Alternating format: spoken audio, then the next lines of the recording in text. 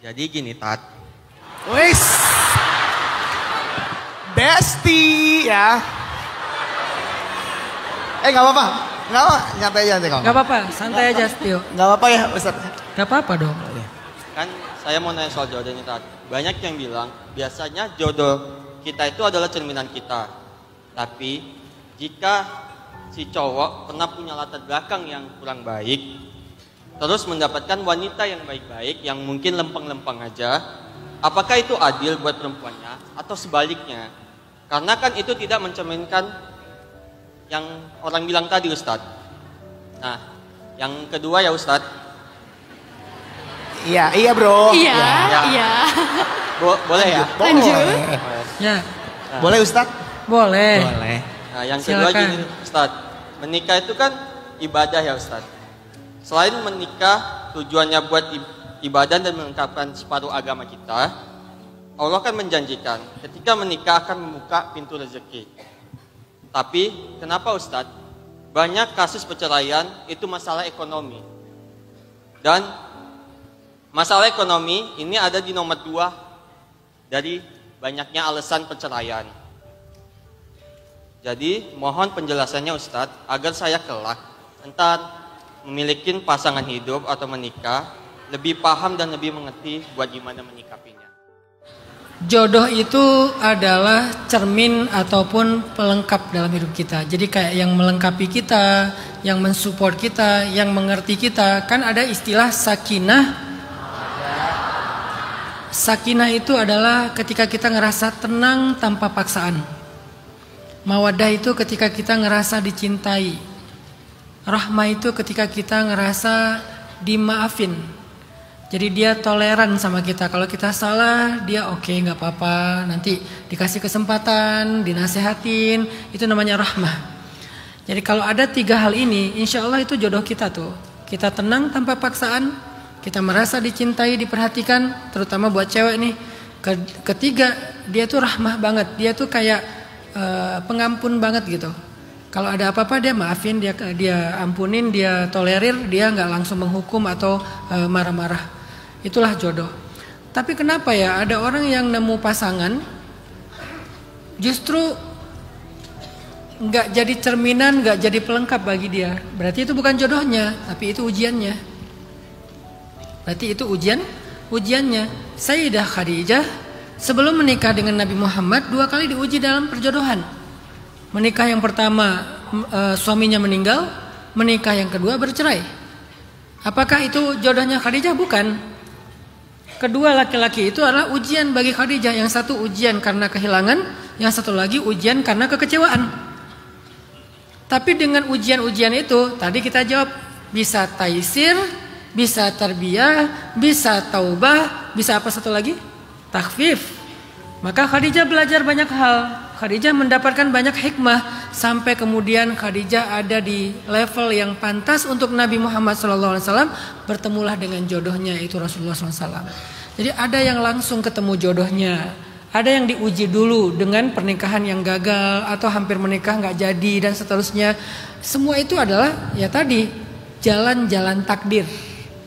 Ada yang langsung pas banget, happy banget. Tapi mungkin nanti diujinya dengan yang lain, diuji dengan mertua, diuji dengan anak.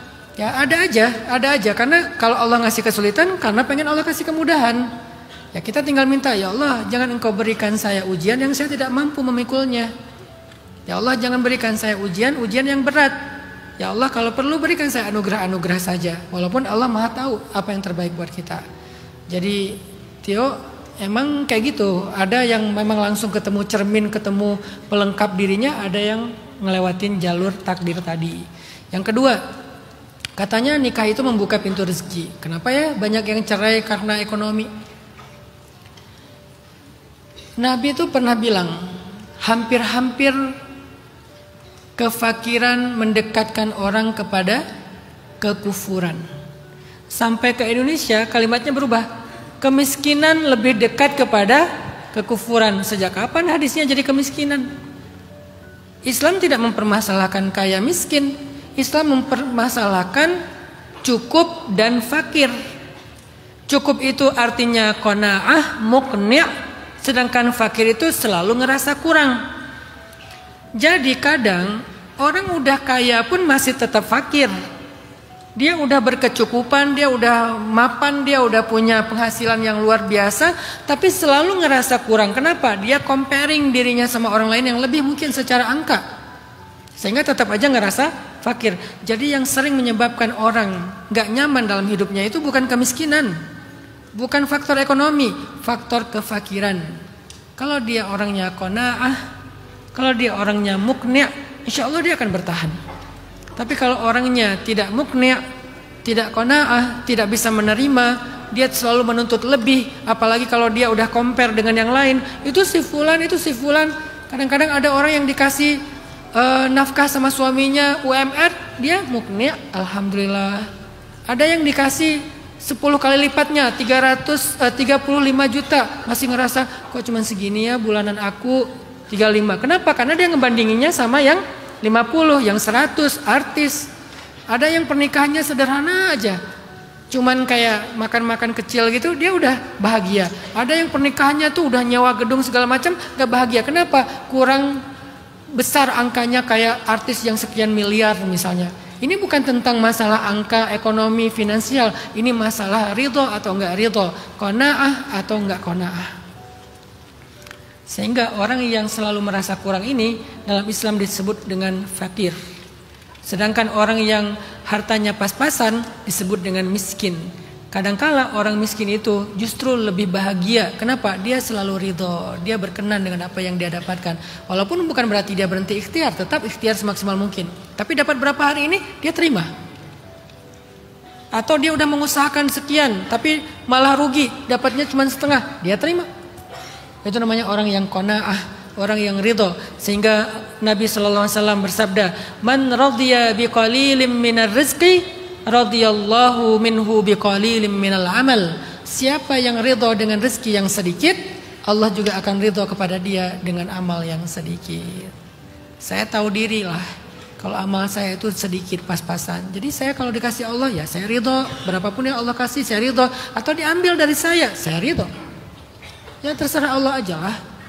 Dikasih banyak bersyukur, dikasih yang menurut kita kurang ya sabar, tetap ridho. Ridho itu antara dua aja, antara syukur sabar, namanya dua-duanya ridho. Jadi itu Tio, bukan tentang ekonomi menurut saya, tapi tentang perasaan mau ridho kah, mau qanaah kah, atau mau merasa fakir, selalu ngerasa kurang.